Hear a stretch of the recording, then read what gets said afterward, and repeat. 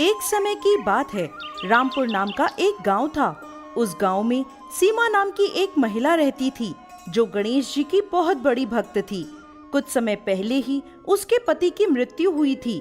सीमा के पास एक छोटी सी जमीन थी, जो ज्यादा उपजाऊ नहीं थी। सीमा उसी पर खेती करती थी। एक दिन सीमा के पास गांव का सरपंच आता है। हे गणेश, बहुत बुरी तरह से थक गई आज तो। अरे सीमा बेटा, क्यों दोपहर में अपना खून सुखा रही है?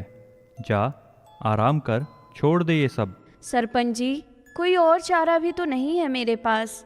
उनके गुजर जाने के बाद अपना पेट भी तो पालना है। बिटिया, जितनी तू मेहनत कर रही है, ये जमीन उतनी उपजाऊ नहीं है। तू बेकार ही इस पर मेहनत कर रही है। कोई बात नहीं सरपंच जी, मुझे ज्यादा भी नहीं चाहिए। एक अकेली जान हूँ, थोड़ा सा भी ये जमीन दे दो तो मेरा गुजारा हो जाएगा। हे भगवान, इस बेचारी की मदद करो, इसके आगे पीछे कोई नहीं है। ऐसा कहकर सरपंच वहां से चला जाता है।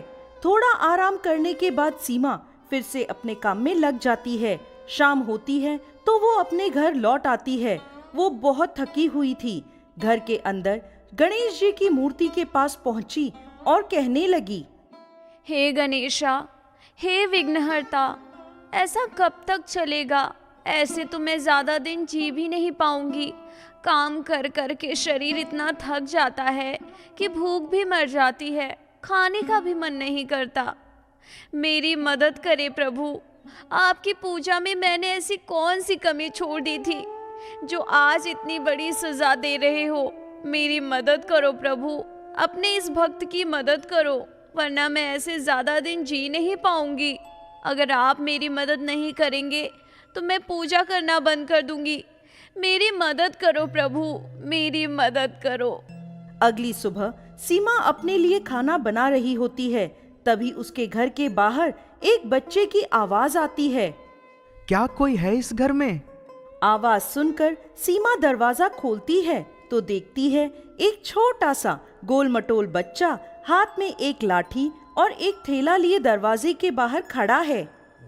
हाँ बोलो, कौन हो तुम? मेरा नाम गणेश है। मैं आपसे काम मांगने आया हूँ। काम? बेटा, मेरे पास तो तुम्हारे लायक कोई काम नहीं है। जाओ तुम कहीं और देख लो। मान जाओ मैया, मुझे कोई भी काम दे दो। मुझे सारे काम करने आते हैं, मैं सब कर लेता हूँ। बस आप मुझे एक मौका दीजिए। बेटा, वो तो ठीक है, पर मैं तुम्हें काम नहीं दे सकती। मैया, मैं आपसे पैसे नहीं लूंगा।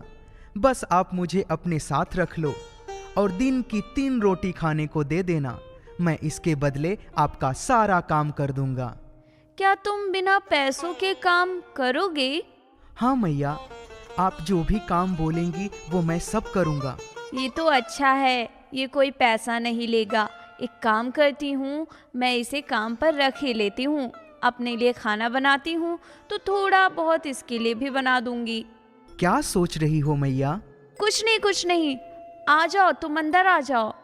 सीमा उस बच्चे को काम पर रख लेती है। वो बच्चा कोई और नहीं, स्वयं भगवान गणेश होते हैं, जो अपने भक्त की मदद के लिए एक बालक का रूप धारण करके आए थे। अब भगवान गणेश सीमा का सारा काम कर दिया करते। सीमा को वो कोई काम नहीं करने देते थे। उनकी वजह से अब सीमा की आधी मुश्किल दूर हो चुकी थी। वो घर में आराम करती और गणेश जी घर का सारा काम करते। एक दिन की बात है, उदास मन लिए घर में बैठी हुई थी। क्या हुआ मैया, परेशान क्यों बैठी हो? क्या बताऊं गणेश, घर में अनाज खत्म होता जा रहा है और मैंने अभी तक अपने खेत में फसल भी नहीं बोए। तो क्या मैं जाकर खेत में फसल बो दूं? ये इतना आसान नहीं है गणेश। ये कोई मामूली घर का काम नहीं है, ये खेत का काम है। इसमें मेहनत लगती है और वैसे भी मेरी ज़मीन कम उपजाऊ है, तो उसमें फसल बोना और उगाना और भी मुश्किल है।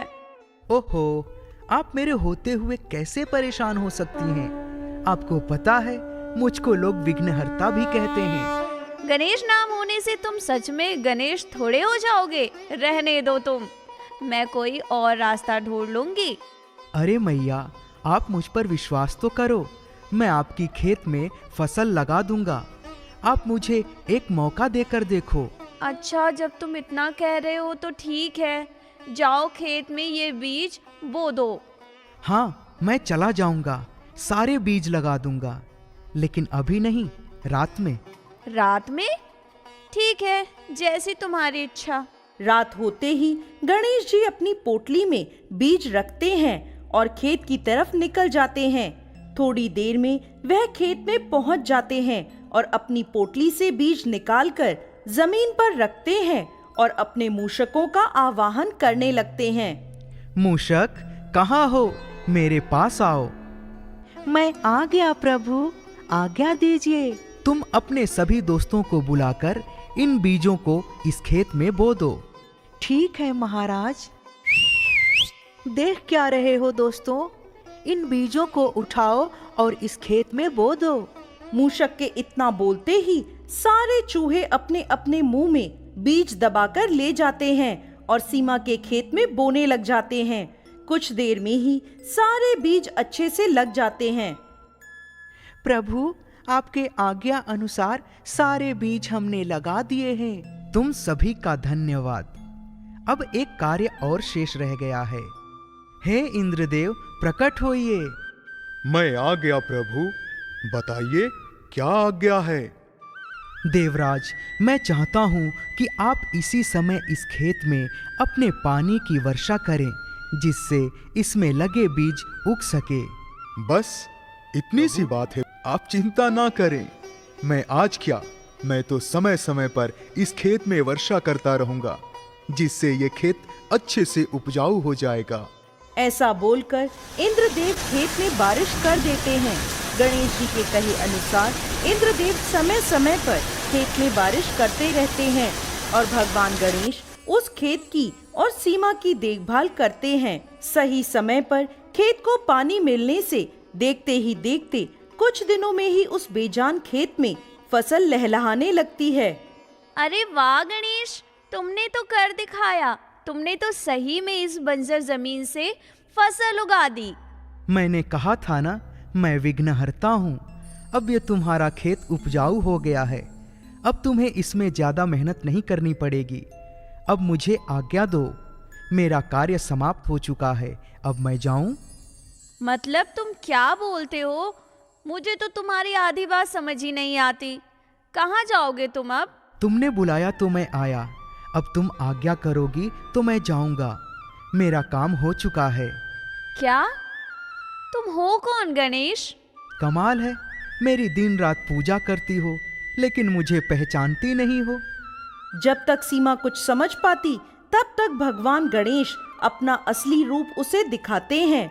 भगवान गणेश को साक्षात अपने सामने देखकर सीमा रोने लगती है और भगवान के पैरों में गिर जाती है। हे प्रभु, आप मतलब आप मेरे साथ मेरी मदद कर रहे थे और मैं अभागी आपको पहचान नहीं पाई। मुझे माफ कर दीजिए। माफी मांगने की जरूरत नहीं है। मैंने खुद तुमसे अपने आप को छुपा कर रखा। अगर मैं तुमको पहले ही बता देता तो तुम मुझे ये सारे कार्य करने नहीं देती। मैं तुम्हारी मदद के लिए आया था। अब तुम कभी ये मत सोचना कि तुम अकेली हो। मैं सदैव तुम्हारे साथ रहूंगा। तुम्हें जब भी कोई परेशानी हो, तुम मुझे बुला लेना, मैं आ जाऊंगा। अब मुझे जाने की अनुमति दो। ऐसा कहकर गणेश जी वहां से चले जाते हैं। इसके बाद सीमा का जीवन शांति से बीतता है। उसके खेतों में फसल अच्छी उगने लगती है और उसके घर में खूब धन संपत्ति हो जाती है।